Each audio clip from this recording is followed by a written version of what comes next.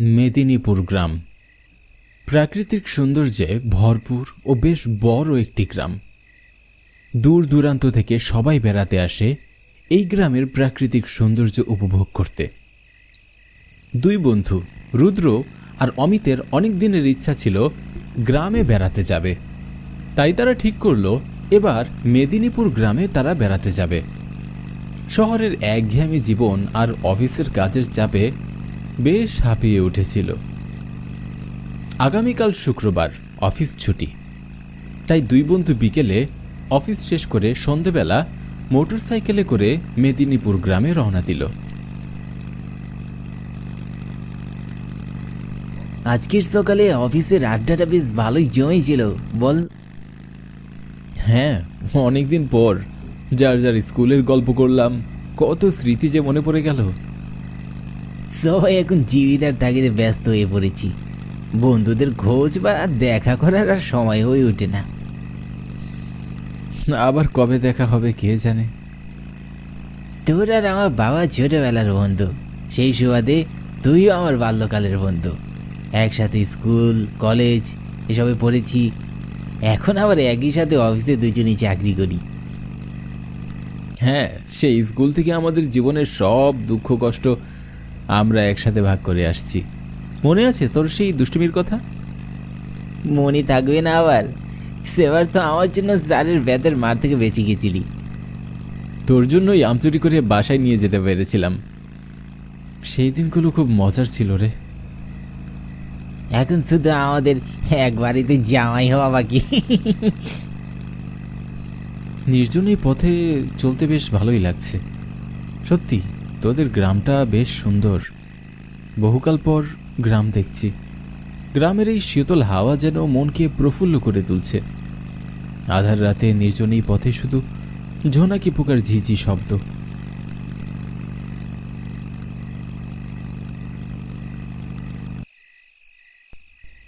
কি ব্যাপার, গাড়ি বন্ধ হয়ে গেল যে? ঠান্ডায় তেল মনে হয় জমে গেছে, একটু ঝাঁকি দে, ঠিক হয়ে যাবে। তোর দুষ্টুমি কমলো না। এমা, এ কি হলো? তোর কথাই তো ঠিক ছিল, গাড়ির তেল তো শেষ হয়ে গেছে, এখন কি হবে? এই নির্জন রাতে এদিকে কোনো তেলও তো পাওয়া যাবে না। আশেপাশে কোনো ঘরবাড়ি বা দোকানপাটও তো নেই। চারিদিকেও তো অন্ধকার। কিছুক্ষণ অপেক্ষা করি, দেখি এদিকে কেউ যায় কিনা। না পেলে কি আর করার, গাড়ি ঠেলতে ঠেলতে আমরা বাড়ি যাব। গাড়ির তেল শেষ হওয়ার আর সময় পেল না, মাঝপথে এসে শেষ হতে হলো। তবে এদিকটার পরিবেশটা কেমন যেন নিরিবিলি, চারপাশে খালি ফাঁকা মাঠ। এদিকে লোকজনের আনাগোনাও কম, কাউকেই দেখছি না। সে কিছুক্ষণ অপেক্ষা করি। দুই বন্ধু পথের মাঝে দাঁড়িয়ে অপেক্ষা করছিল এ পথে কারো দেখা পাওয়া যায় কিনা। অন্ধকার রাস্তা, বিশাল এক খণ্ড মেঘ চারদিকে ঢেকে রেখেছে। কিছুক্ষণ পর বুঝতে পারল পথ হারিয়ে তারা ভুল পথে চলে এসেছে। আশেপাশে কোনো গাড়ি নেই, বাড়ি নেই, ঘর নেই, ধু ধু করা শুধু মাঠ চারপাশে।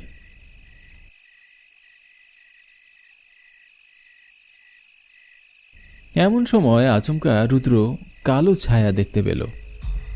প্রথমে সে পাত্তা দিল না। ছায়াটা আস্তে আস্তে কাছে আসলো। তখন রুদ্র অমিতকে ছায়াটা দেখায়। ছায়া দেখার পর অমিত পিছনে ফিরে তাকালো। পিছনে ফিরে তাকাতেই দেখল তাদের পিছনে কেউ একজন দাঁড়িয়ে আছে। অন্ধকারে লোকটাকে দেখা যাচ্ছে না, তবে হালকা বোঝা যাচ্ছে লোকটি চাদর মুড়ি দিয়ে রয়েছে। হাতে একটা হারিকেন টিমটিম করে জ্বলছে। আপনি কে? আমাকে আপনারা চিনবেন না, আমি পাশের গ্রাম পলাশপুরে থাকি। তা আপনারা এত রাতে এখানে কি করছেন? আসলে আমরা শহর থেকে এসেছি, মেদিনীপুর গ্রামে যাব। পথে আস্তে আস্তে মোটর সাইকেলের তেলটা ফুরিয়ে গেছে, গাড়িতে তেল ভরতে হবে। আশেপাশে কি কোনো পেট্রোল পাম্প আছে? এই অজপাড়া গায়ে পেট্রোল পাম্প? আপনার কথা শুনে খুব হাসি পাচ্ছে। শহরের বাবু তো আপনারা, আপনাদের চোখে না মাথায় সমস্যা বুঝতে পারছি না। কেন, আমাদের কি কোনো ভুল হয়েছে এমন কথা বলছেন যে? এই গ্রামে কোনো পেট্রোল পাম্প নেই।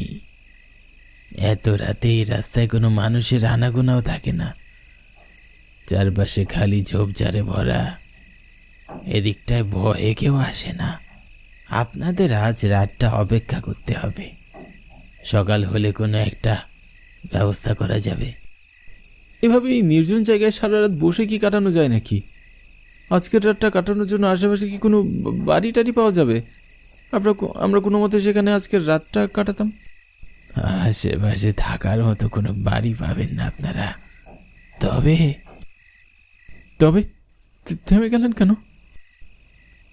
আর একটু সামনে এগোলেই একটা ডাক বাংলো আছে। ডাক বাংলোটা কিন্তু অনেক পুরাতন, তেমন ভালো নয়। আপনারা চাইলে সেখানে গিয়ে আজকের রাতটা কাটাতে পারেন।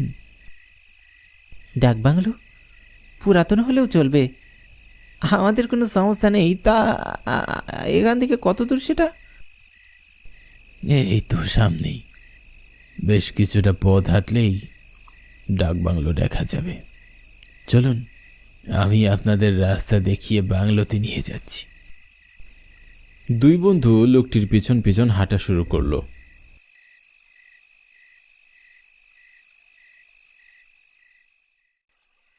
চারিদিক ঘুটঘুটে অন্ধকার আর শুনশান জায়গাটা, কারও কোনো সারা শব্দ নেই। শুধু তারাই তিনজন এত রাতে হাঁটছে। চারপাশ থেকে ঝিঝি পোকার আর কোনো ব্যাঙের ডাক শোনা যাচ্ছে। হাঁটতে হাঁটতে তারা ডাকবাংলোটির কাছে পৌঁছে গেল। সত্যি ডাকবাংলোটি বেশ পুরনো, দেখে মনে হচ্ছে পরিত্যক্ত। আশেপাশে গভীর বন, বড় বড় ঝকড়া গাছে পুরো জায়গাটা ঘেরা। চাদর মুড়ি দেওয়া লোকটির সাথে দুই বন্ধু বাংলোর ভিতরে ঢুকল। ঢুকতেই রিসিপশনে একজনকে দেখতে পেল। ইনি মনে হয় এই বাংলোর ম্যানেজার। রিসিপশনে গিয়ে লোকটির কাছে গিয়ে রুদ্র বলল, আজকের রাতে এখানে থাকার জন্য কি কোনো রুম হবে? আমাদের একটা রুম লাগতো। রুম আছে, তবে এখানে এখন আর কেউ থাকে না। অনেক দিন পরিত্যক্ত অবস্থায় পড়ে আছে। সমস্যা নেই, আমরা থাকতে পারবো। একটা রাতেরই তো ব্যাপার, কাল সকাল হলেই আমরা চলে যাবক্ষণ। রুমটা কোন দিকে? হাতের ডান দিকে 202 নাম্বার রুম। ম্যানেজার তাদেরকে রুম দেখিয়ে দিল।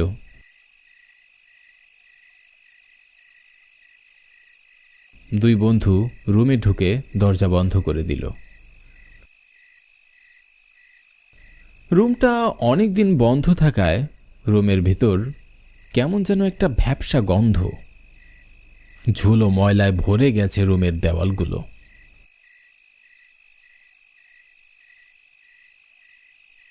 অমিত রুমের জানালাটা খুলে দিল। অনেকটা পথ হেঁটে তারা বেশ ক্লান্ত। বিছানায় শুতেই অমিত ঘুমিয়ে পড়ল। রাত তখন 12টা, কিন্তু রুদ্রের ঘুম আসছিল না। হঠাৎ সে পানি পড়ার টপ টপ শব্দ শুনতে পেল। রুদ্র ভাবতে লাগলো, এত রাতে পানির শব্দ কোথা থেকে আসছে? সে জানালার কাছে গিয়ে দাঁড়ালো।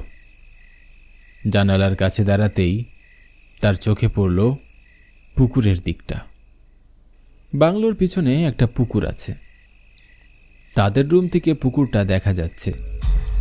সে দেখতে পেল একটা সাদা শাড়ি পরা মেয়ে পুকুরে নামছে। অন্ধকারে চেহারাটা বোঝা যাচ্ছে না। মেয়েটি মাছ পুকুরে নেমে ডুব দিয়ে অদৃশ্য হয়ে গেল।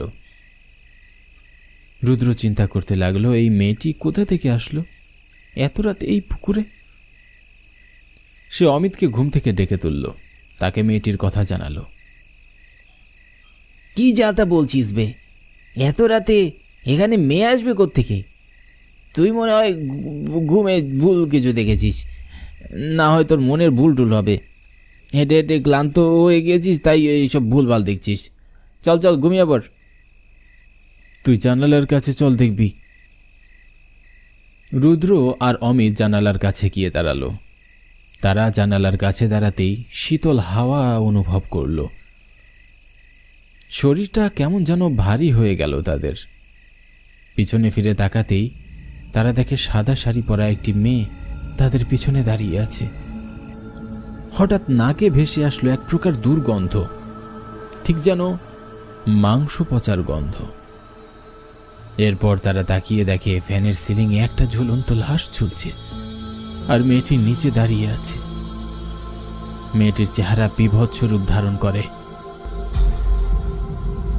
মেয়েটির বড় বড় দাঁত বের করে তাদের দিকে তাকিয়ে হি হি করে হাসছে।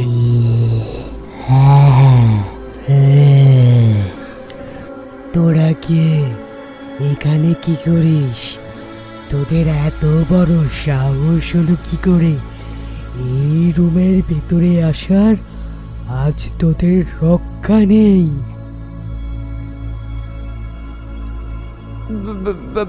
বাংলোর ম্যানেজার আমাদের এখানে থাকতে দিয়েছে। এই রুমে আমি ছাড়া কেউ থাকতে পারে না। যারা আসে এই রুমে তারা লাশ হয়ে বের হয়। ভয় পেয়ে তারা দুজন থরথর করে কাঁপতে থাকলো। যেই না মেয়েটি তার হাত লম্বা করে তাদের ধরার জন্য চেষ্টা করলো, তখনই রুদ্র আর অমিত বুঝতে পারল কোনো অঘটন তাদের সাথে ঘটতে চলেছে। পালানোর পথ খুঁজতে লাগলো তারা। মেয়েটি তাদেরকে যেই না ধরতে যাবে, তারা দিল একটা দৌড়। দৌড়াতে দৌড়াতে তারা রিসিপশনে এসে দেখতে পেল না কাউকে।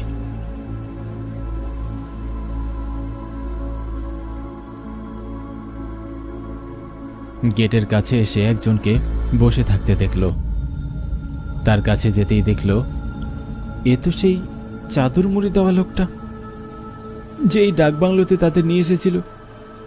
তার কাছে গিয়ে রুমের ঘটে যাওয়া সব ঘটনার বর্ণনা দিল। আমি হলাম এই বাংলোর কেয়ারটেকার। আগেই বলেছিলাম এ বাংলোটা তেমন একটা ভালো নয়, এখানে আর কেউ থাকে না। তোমরা রাতে যে রুমে ছিলে, সে রুমে একটা ভয়ানক ঘটনা ঘটেছিল। কি ঘটনা ঘটেছিল? সে অনেক বছর আগের কথা। একদিন এই গ্রামে এক দম্পতি বেড়াতে আসে। তারা বেড়াতে এসে বাংলোরেই 202 নম্বর রুমে ওঠে। বেলা তখন দুপুর 12টা। তাদের রুমের সামনে দিয়ে যাচ্ছিলাম, চোখ পড়ল তাদের রুমের দিকে। দেখি দরজাটা খোলা। আমি রুমে উকি মারতেই দেখি ফ্যানের সাথে ছেলেটির লাশ ঝুলছে।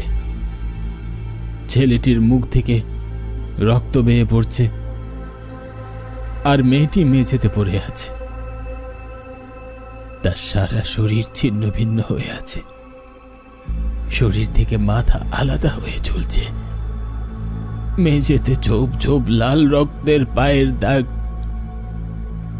এরপর থেকে তাদের আত্মারা এই গ্রামেই বসবাস করতে শুরু করে। কিন্তু আজও অজানা তাদের মৃত্যুর রহস্য।